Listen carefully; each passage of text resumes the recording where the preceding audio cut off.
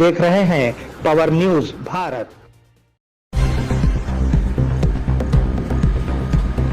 बोधन ward number 35 में बारिश की वजह से अवाम परेशान।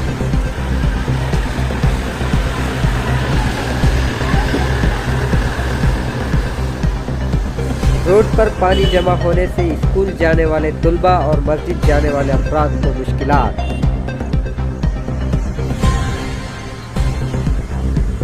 तमाम हुकूमती वादे झूठे, अवाम सफाई की मुंतजिर।